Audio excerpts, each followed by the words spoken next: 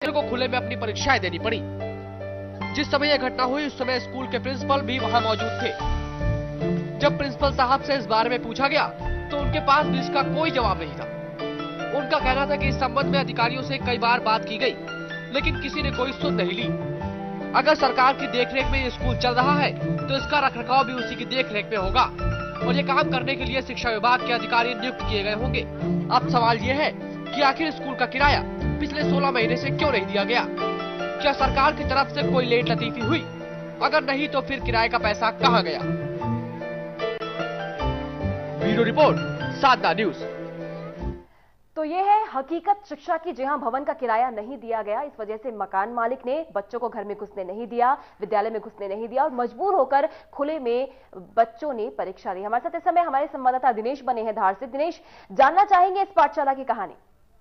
पूजा, बताना चाहूंगा कि धार शहर में ही हाथीतान क्षेत्र स्थित में एक प्राथमिक विद्यालय है क्रमांक 6, जो कि धार के कलेक्टर कार्यालय के पीछे ही कहा जाता है। वहां पर यह स्कूल लगता है, जहां पर कि करीब 16 महीने से यह प्राथमिक विद्यालय चल रहा था। इसमें 38 बच्चे पढ़ते हैं और 2 टीचर है, एक प्रधान पाठक है व एक शिक्षिका है। इस स्कूल में 16 महीने से किराया नहीं दिया गया था और मकान मालिक जो है सोनी बाई, इसके द्वारा बार बार किराया मांगा गया, लेकिन उसे किराया नहीं दिया गया। अंततः उसे यह फिर परीक्षा, जब अर्धवार्षिक परीक्षा चल रही थी, उस दिन अंग्रेजी का पर्चा था बच्चों का, उसी दिन उसने मकान मालिक ने उन बच्चों को अंदर जाने से रोक दिया और ये कहा कि 16 महीने का यहाँ का किराया नहीं आया, इसलिए आज इस स्कूल में आप नहीं बैठोगे। और फिर यही हुआ कि पास में एक शंकर मंदिर है, उसका एक प्रांगण है, उसके चौक में उन सभी बच्चों ने बैठकर अंग्रेजी की अर्धवार्षिक की परीक्षा दी। जी दिनेश, वजह क्या है? 16 महीनों से इस भवन का किराया क्यों नहीं दिया गया? शिक्षा विभाग कहाँ है? 16 महीने से हमारे जो आला अधिकारी हैं उन लोगों से हमने बात भी की थी। उनका ये कहना है कि ऐसा प्राथमिक विद्यालय में जो है ऐसा कोई प्रावधान नहीं है कि किसी स्कूल का हम किराया दे।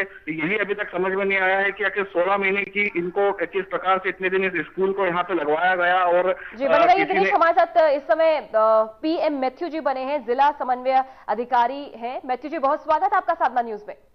धन्यवाद। जी मैथ्यू जी, जानना चाहेंगे, धार में एक सरकारी स्कूल है जो कि किराए के मकान में चलता है और पिछले 16 महीनों से उसका भवन का किराया नहीं दिया गया, जिसकी वजह से बच्चों को विद्यालय में घुसने नहीं दिया गया।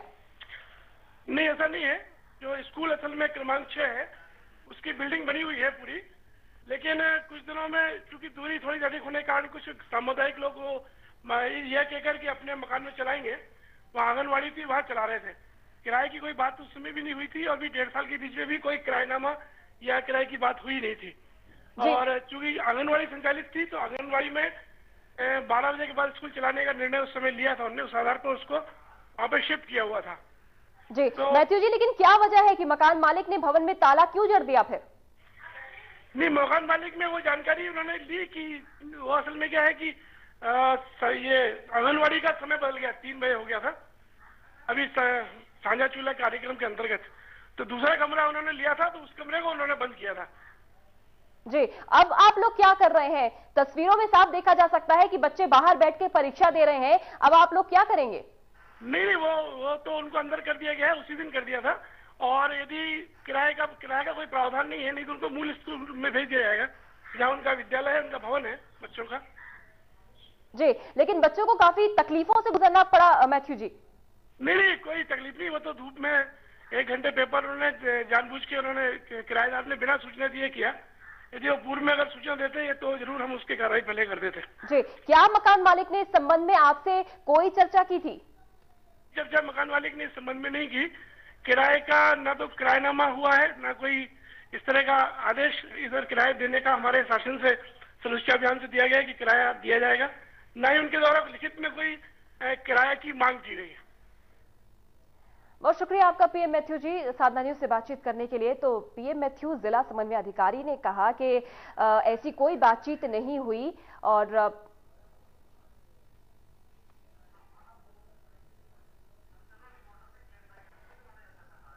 इस समय धार से हमारे साथ दिनेश, हमारे संवाददाता हमारे साथ बने। दिनेश, अभी हमारी जिला समन्वय अधिकारी से बातचीत हुई, उनका ये कहना था कि किराए संबंधी कोई भी मामला इस समय बीच में नहीं था। हमारी पूजा, बताना चाहूंगा कि जो मकान मालकिन है सोनी बाई, सोनी भाई का साफ कहना है कि मुझे किराए का कहा गया था और मैं हर बार जो कि वहां पर जो प्रधान पाठक है उनसे मैंने हर बार कहा कि सर मुझे किराया नहीं मिल रहा है, तो वो भी ये कहता रहे कि हमने आवेदन दे दिया है, आपका किराया आ जाएगा। इस बात को करते करते 16 महीने गुजर गए। उसके बाद मकान मालकिन को लगा कि मेरा पैसा नहीं आने वाला, इसी कारण से उसने ताला लगाया। अगर ऐसा कोई भी मिथ्यू जी का कहना है कि अगर ऐसी कोई बात नहीं है तो कौन अपने घर में आज स्कूल लगाने देगा, वो भी 16 महीने तक। अगर किराए की बात हुई होगी तभी तो 16 महीने तक वहां स्कूल लगाया पूजा। बहुत शुक्रिया आपका दिनेश धार से इस पूरी जानकारी के लिए। तो देखा आपने किस तरह से किराए की पाठशाला चलती है और एक किराए के मकान में विद्यालय चलता था। जब इस मकान का किराया नहीं दिया गया तो बच्चों को बाहर मजबूरी में परीक्षा देनी पड़ी। आइए नजर डालते हैं कि मध्य प्रदेश में इस समय शिक्षा का हाल क्या है, किस तरह से यहाँ पर पढ़ाई लिखाई हो रही है।